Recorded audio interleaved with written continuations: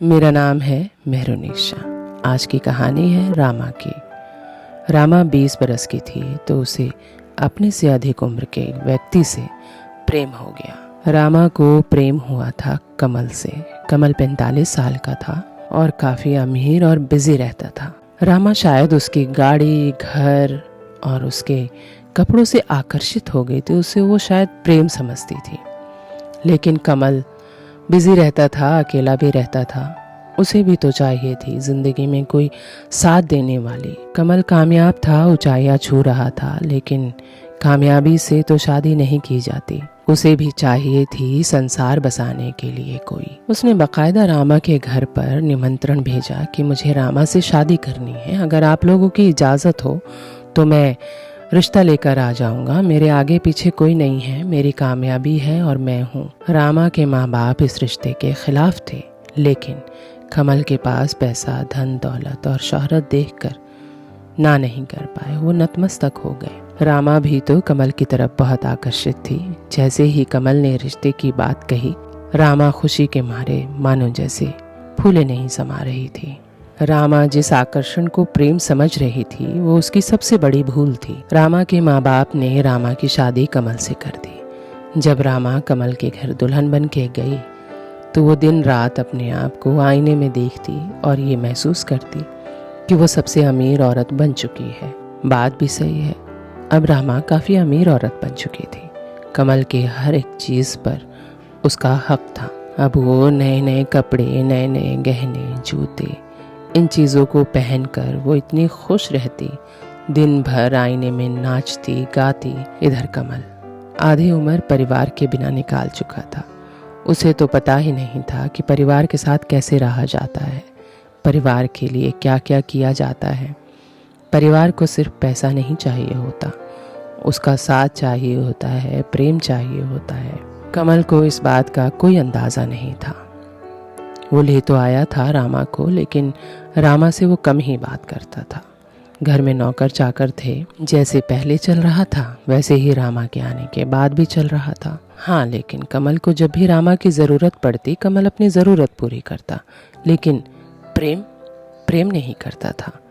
रामा जिस प्रेम को प्रेम समझ रही थी असल में वो प्रेम था ही नहीं, वो एक आकर्षण था। यूं ही दिन, महीने, साल उन दोनों की शादी को गुजरते गए। रामा एक महंगे सामान की तरह कमल के घर में पड़ी रहती। अब रामा को महसूस होने लगा था कि प्रेम दौलत, पैसा, शोहरत नहीं है।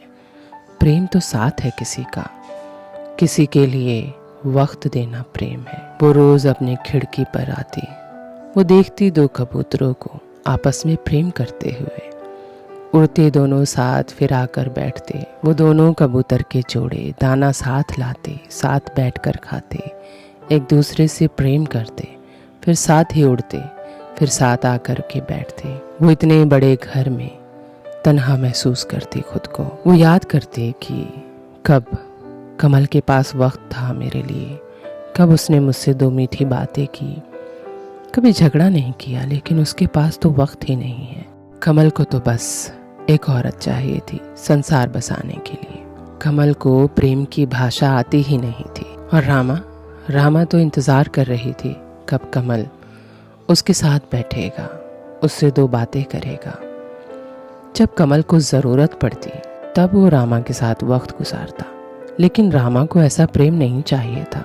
रामा को चाहिए था कि उसे कोई सुने, उसके साथ हंसे बोले, उसका दुख, उसका सुख, ये सब कुछ सुने।